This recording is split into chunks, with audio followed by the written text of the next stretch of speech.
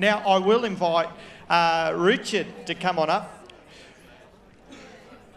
One of the good things about Richard Henry Whitehurst is that he's a possibillian, which is a little bit like a rockabillion, I think, potentially. So we'll give these people just a minute to get out, Richard, and that way we don't, we're not interrupted. Just my last little reminder too is right out the front, as you walk out the back doors of this particular building, you'll notice that there's the electric bikes that are all lined up there.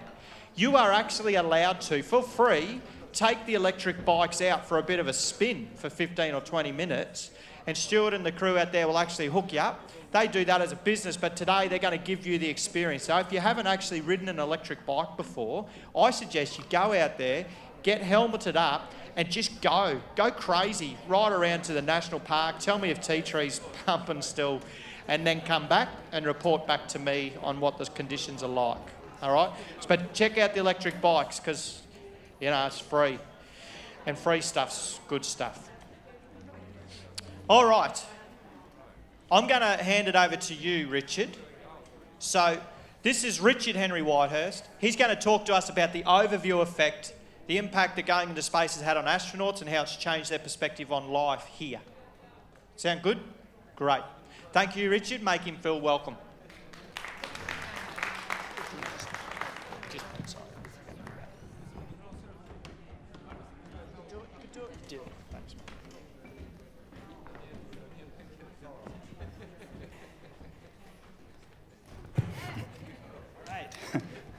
My wife said, when you turn to read the PowerPoint slides, don't do this. So the cover of... Anyway, who's my timekeeper?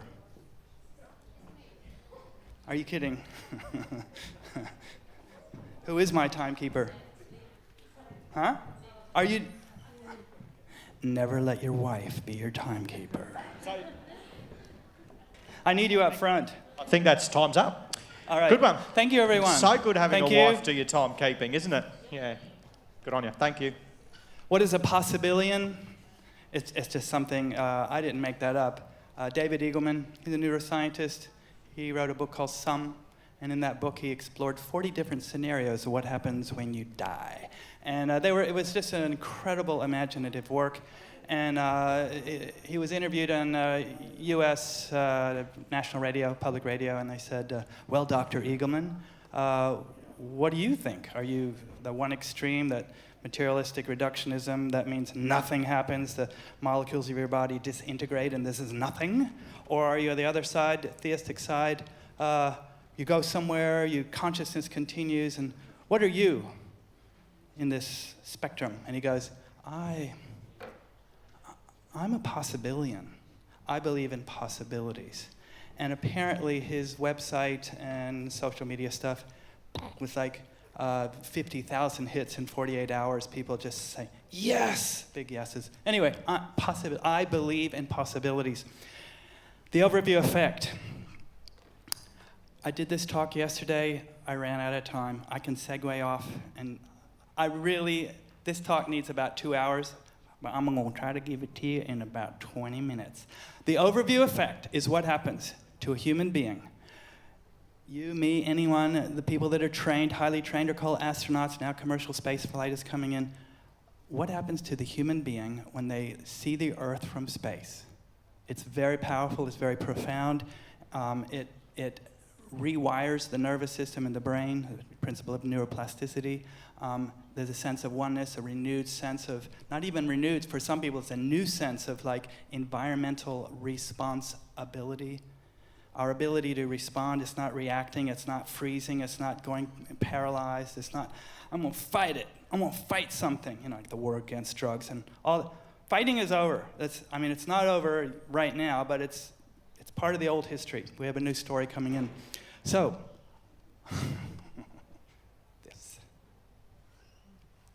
That's my card, and we began the Overview Effect, the Overview Institute of Australia in 2017.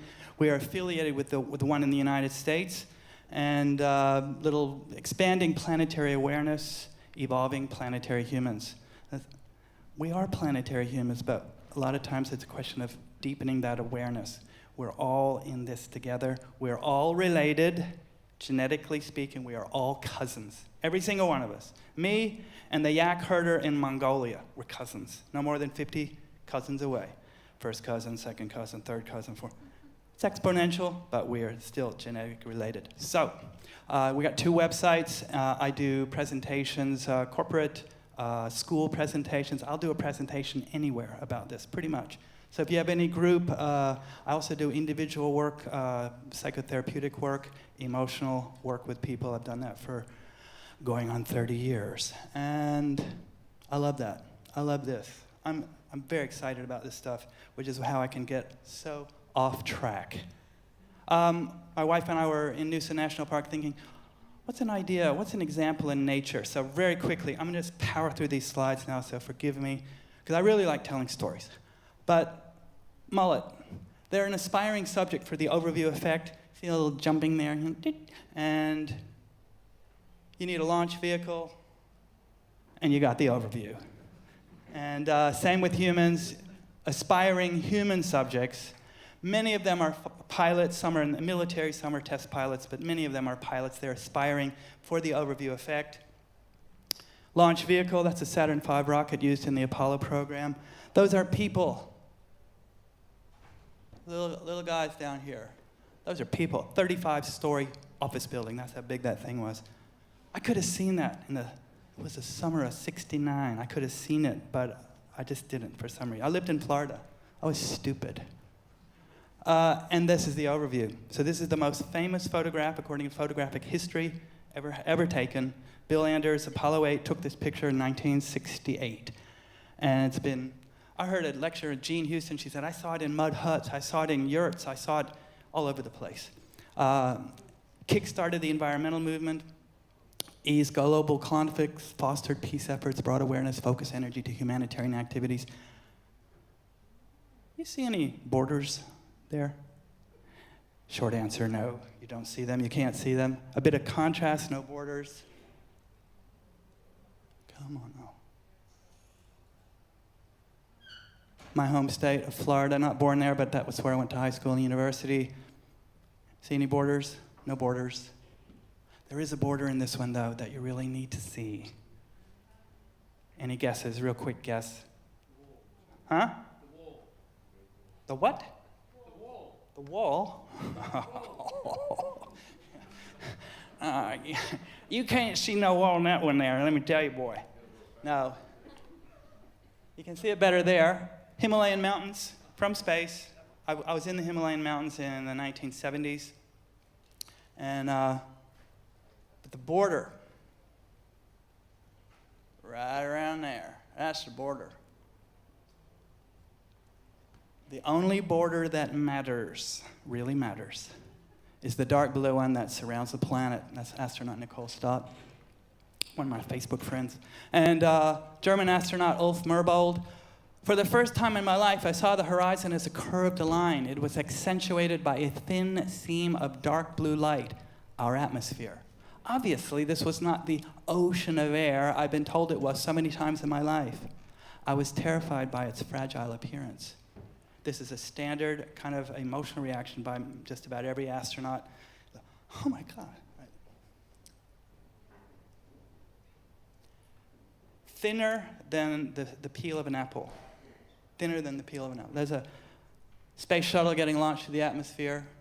We are tiny, but still, the atmosphere is very, very thin.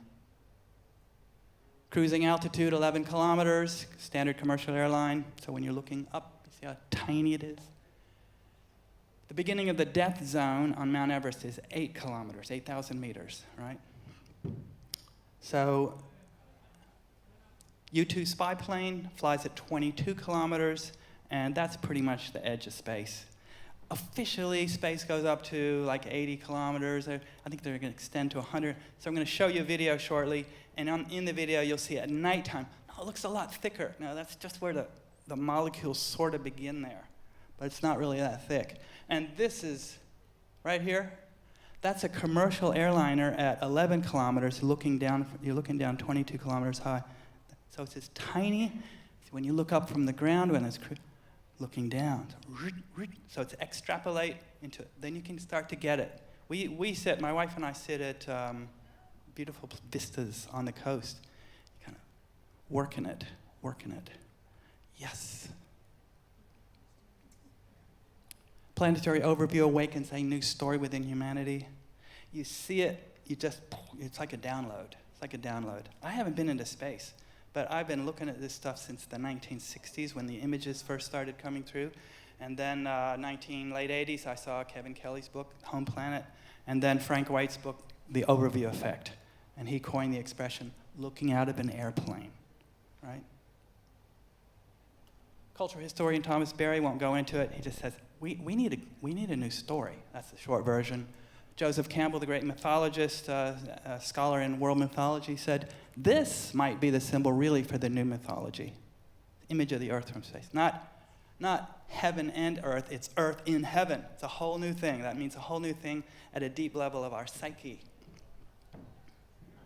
And here's Buckminster Fuller. He coined the expression spaceship earth. How am I doing on time there, honey? Is that all right? What do I got? 8 minutes. Okay. I'm going to read this. Earth is a natural spaceship, and all humans are her crew members. We are crew. We're not passengers. We have to be crew. We got to be crew. The atmosphere is a thin, fragile, protective film of air we all share. So if we're polluting the air in China, it's not like, oh yeah, that's in China. We're breathing air molecules that were in dinosaurs, and that were in Hitler, that were in Jesus, that were in just any historical personality. You've got some in you right now. That they've done this study on that, and because the atmosphere, it all diffuses. Life support systems are vulnerable, precious, and must be protected. Our sacred service now is regenerating the biosphere. This is not just sustainability. There was a black and white commercial back in the 60s. You can look on YouTube. The product called Cope. It was for women. And we don't want to cope. I don't want to live a life coping. I'm sustaining. No, I want to regenerate. I want to get out there. I want to regenerate. And so there is a whole movement now there to kind of, the sustainability, yeah, we got to at least get there so we don't all die. But we need to go way past sustainability into regenerative activities. What will regenerate all the damage we've done? Spaceship Earth, astronaut Ron Garan, he said, I was struck by a sobering contradiction. So beautiful. It's so beautiful. And yet, down there you just know there's all kinds of stuff going on. I flew over South India on my way from Paris back to Australia a couple years ago, looking out the airplane, because I lived in India for about 6 years. And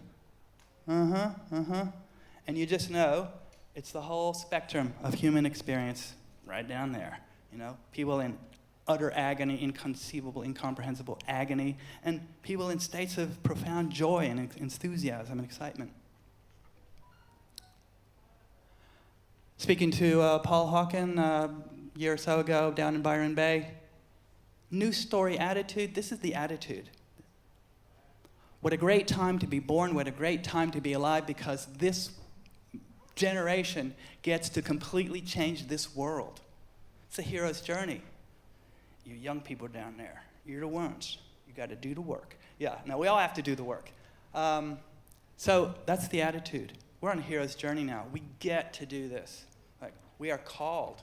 These are the times we are the people. Edgar Mitchell, we went to the moon as technicians, we returned as humanitarians. Quick turn. He's got 2 PhDs, one in cosmology, one in astronomy. So he's a real, very heady guy. But he said, and then he started the Institute of Noetic Science. Look at that cursor there stuck on his chin. I don't know how that happened. Astronaut Sultan bin Salman Al Saud, member of the Saudi royal family. He was an astronaut. This is good. The first day or so, we all pointed to our countries. Third or fourth day, we were pointing to our continents. On the fifth day, by the fifth day, we were aware of only one Earth. Right? It's beautiful, isn't it? Who thinks that's beautiful? Give me hands. Yeah, that's what I'm talking about. Edward Frenke, astronaut. We were in orbit, and I looked out of the window and saw the Earth from space for the first time, and it took my breath away, literally. It was breathtaking. I couldn't breathe for 30 seconds. Now, imagine something as so astounding, shocking, awe-inspiring, and you're just stop mid-breath and can't breathe.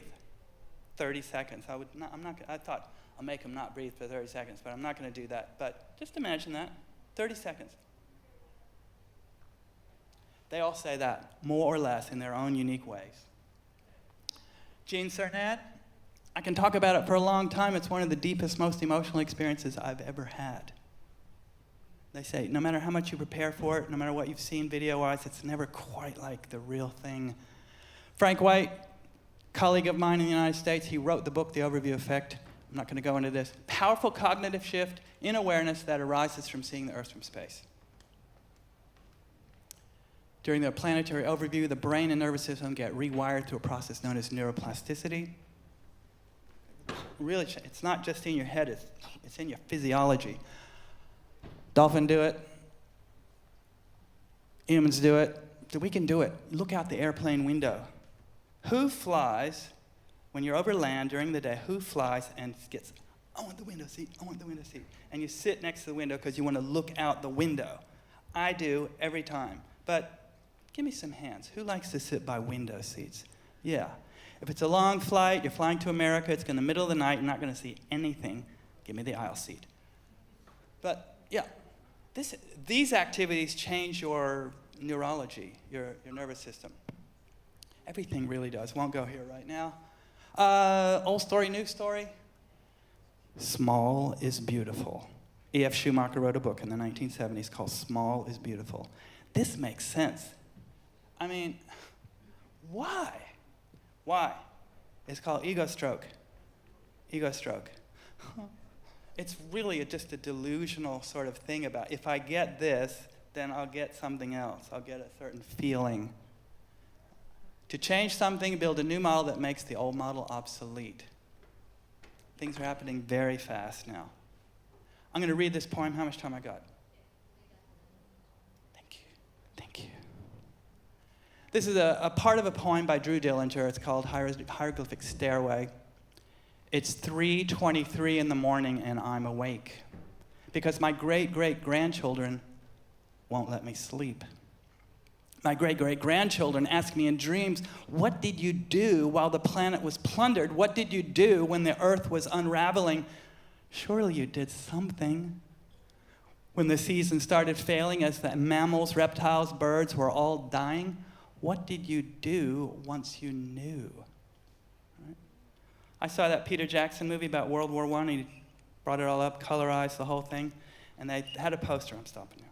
They had a poster, and it was to get people to join the army in World War I, and it's a father, a mother, the two children playing at their feet. Daddy, what did you do in the war, in the Great War, right?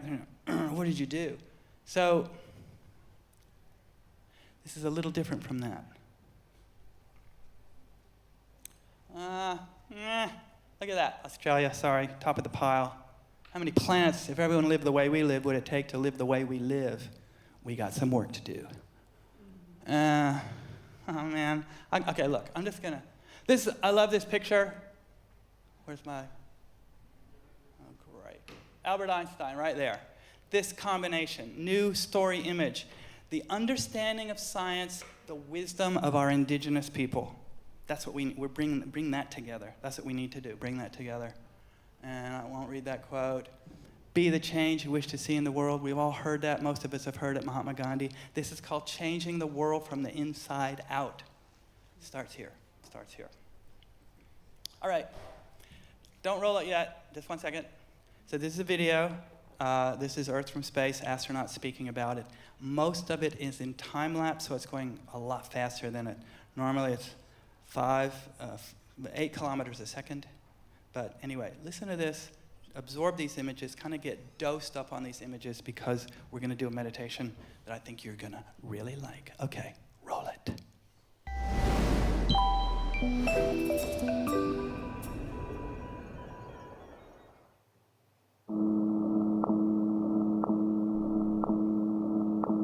All of us are wired to appreciate natural beauty, if you will, and anybody, at any time in history, any culture, if you look at an ocean or a mountain or a beautiful forest scene, everybody appreciates that. I mean, it hits us fairly deep. We're wired that way. And when you see your planet that way, in its sum total from space, you know, all those senses kind of get overwhelmed. First saw planet Earth from space, still during the launch, outside the atmosphere of Earth, and we were over the Pacific Ocean and just looking at that gorgeous blue, dotted with white clouds and the black of space.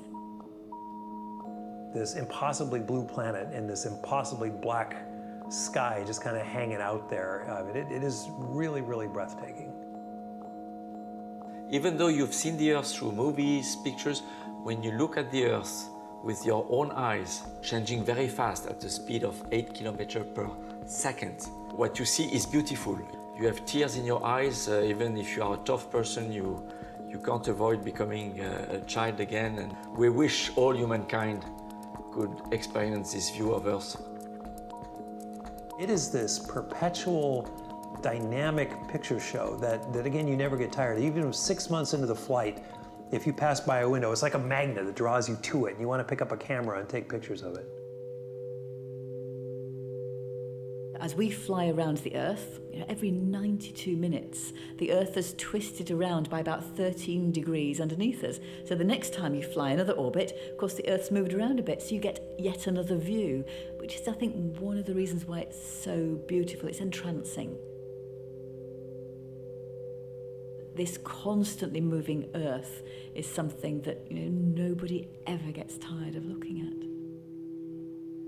You could spend hours a day for months looking out the window and never get tired of it. You could never learn all of the Earth, and the Earth is very dynamic. Things change with seasons. There's always lightning storms going on somewhere on the Earth at night, and you can never fail to see these lightning flashes. It lights up a whole circle of clouds around it, and that seems to set off another flash a few hundred miles away somewhere else. So you get a sort of of lightning, and then another bit somewhere else. You can see the northern lights like you've never seen them before, which is just unbelievable from space because you're looking at a huge section of the geomagnetic field that produces the aurora. And the other big feature is city lights. You see the distribution of people on the planet based on the lights of the cities. It's really striking.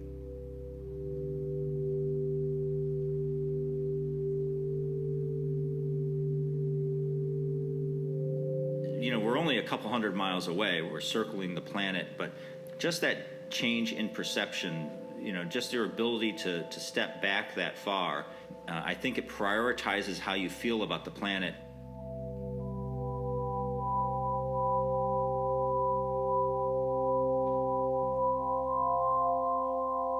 You believe that Earth is a spaceship. You can't avoid the comparison between Earth looking as a finite object in front of your eyes and your own spaceship, which is closed with limited resources. All humankind being part of the same unique crew. Certainly you know that there's conflict down there, and certainly you know that there's pain and suffering and injustice, all these things that you certainly feel strongly when you're on the Earth, and you know that those are still there, but that's replaced for a moment by how beautiful it is. I remember thinking, I wish everybody could experience this view of their home planet so that maybe it would reprioritize what's important to them and make them less angry at their neighbors and more concerned about doing what they can so that we preserve the beautiful planet that we live on.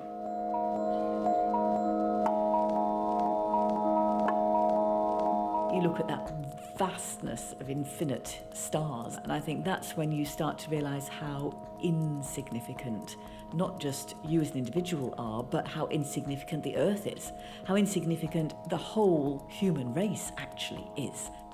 great to think about our place in that, but then beyond, what does that mean when you go further and further? We like to wonder what our boundaries really are, and I'd like to think we don't really have any boundaries.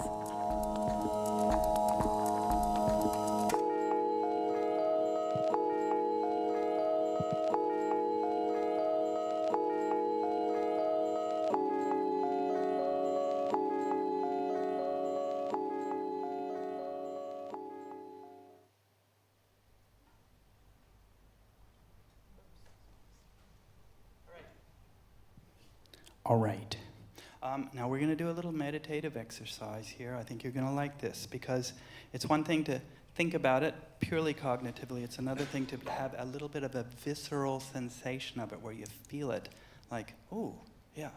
And just a little note about this, the image, there will be an image on the screen. You don't have to keep your eyes open, though. You can close your eyes if that works better for you. Open them, whatever works. But if you have them open, the image that is on the screen is from the L1 Lagrange point at about 1.5 million kilometers closer to the sun. So it's a sort of a neutral zone where the satellite can just, sun to the back, Earth image to the front. And our friends at Blue Turn have gathered all these images from NASA and put this together. And it's just slowly turning. In this image, 1 second is 5 minutes. But you don't have to worry about that. Just appreciate the amazingness of this kind of imagery. So if you allow yourself to settle, not yet, if you allow yourself to settle, and you can just begin to gently breathe yourself into stillness. So, do that little shuffle, rustling about, let your feet kind of, and just sort of breathing, settling, becoming still. And right now, just for starters, just let your eyes remain open, relaxed. That's right.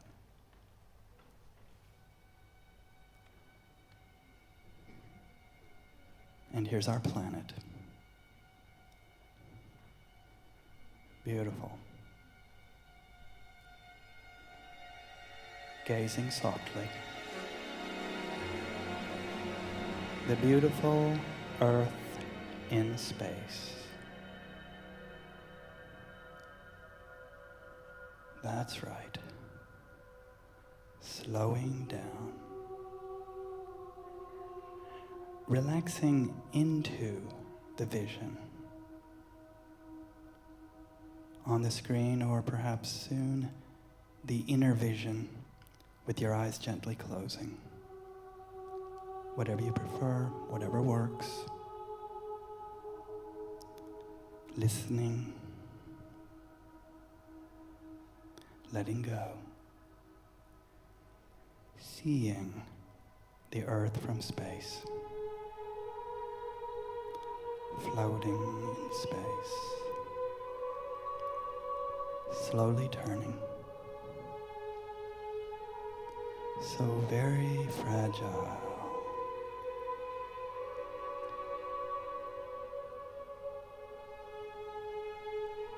So very, very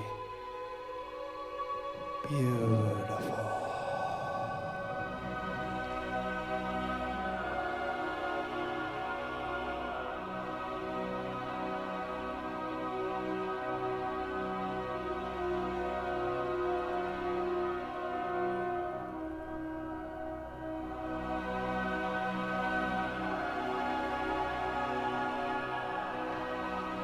If you were actually in space, looking down at the Earth for real, how would that feel? Ooh, yes, that's right. If you were floating in space, really seeing the Earth with your own eyes, how would that feel?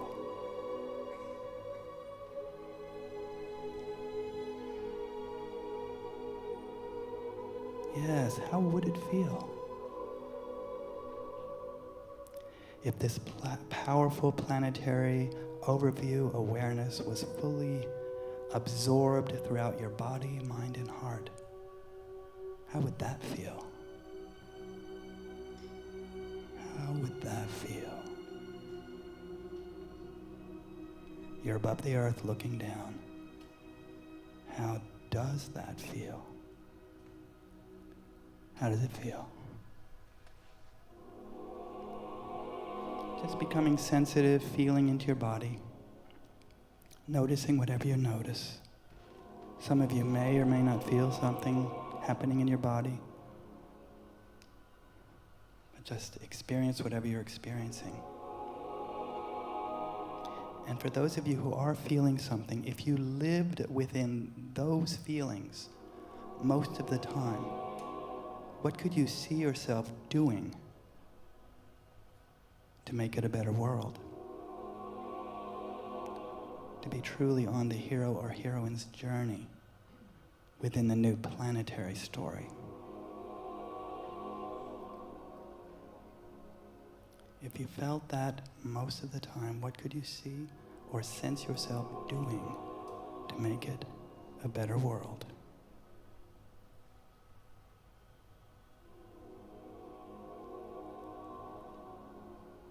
Yes.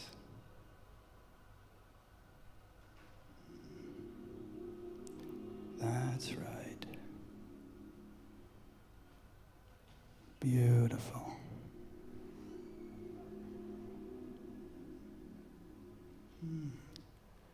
Any of those feelings, those are your feelings. Yours to keep, yours to remember.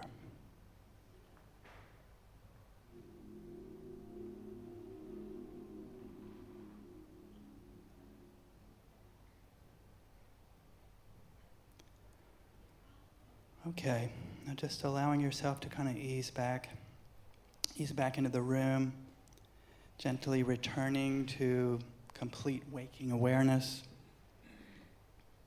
Eyes open, alert, awake, relaxed, feeling good. Feeling good. Microphone. All right, very quickly, we're about done here. But just, you guys be brave.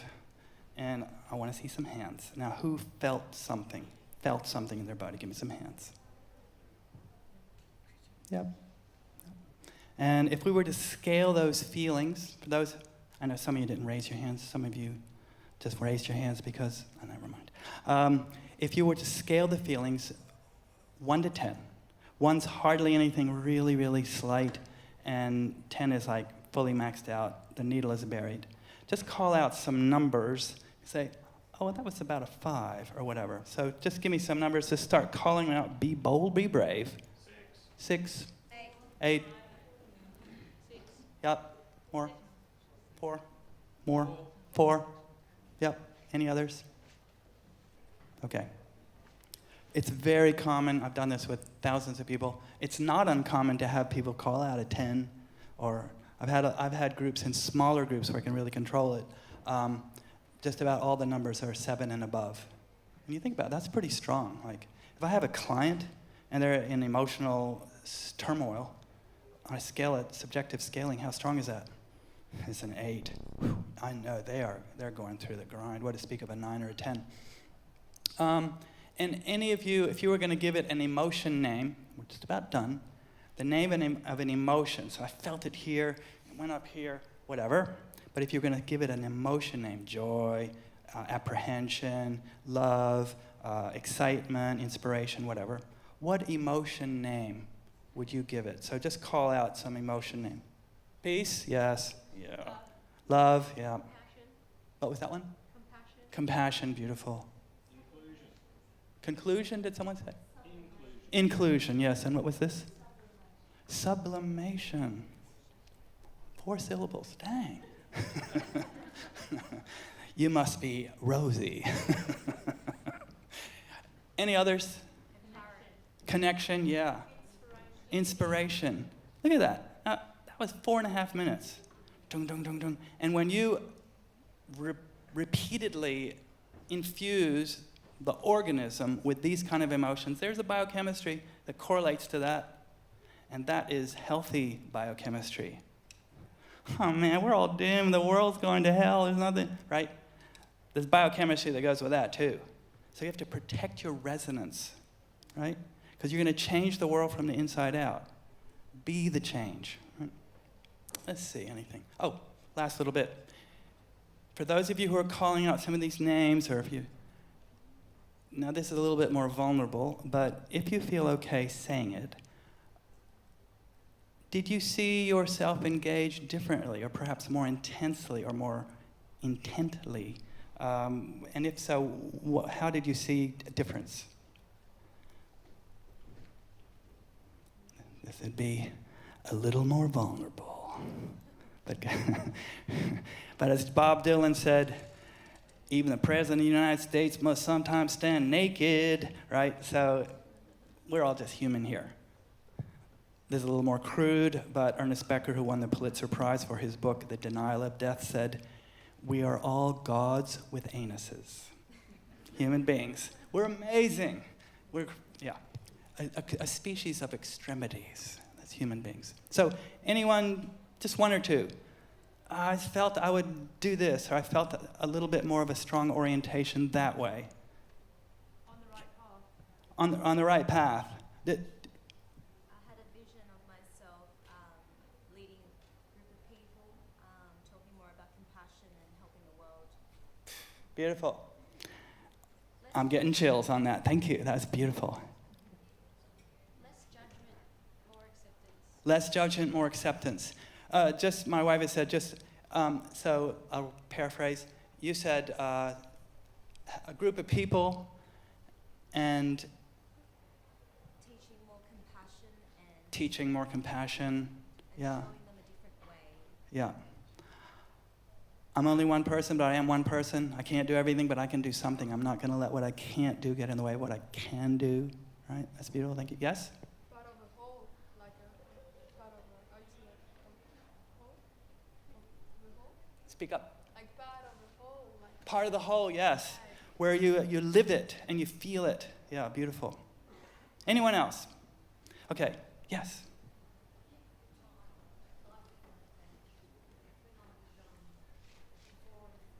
Yes. Yeah, that is. That's beautiful.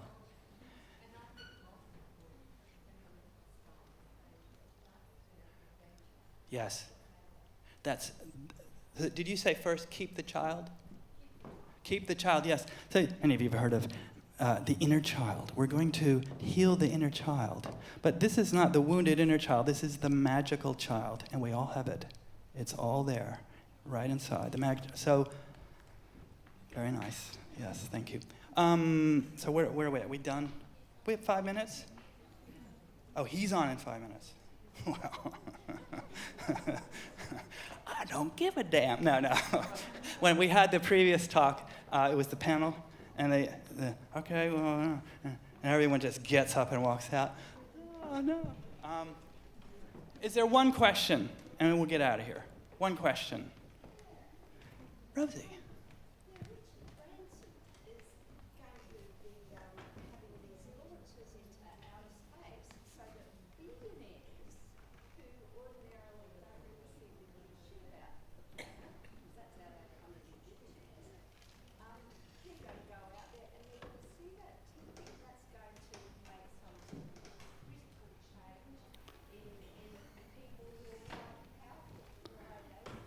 I definitely think it will make a big difference. These are the decision makers, or the people who have the fun. So Rosie's asking, billionaires are going to be going, but it won't just be billionaires, because it's about $250,000 for starters, but soon it's going to come down to the price of a small car, about $15,000.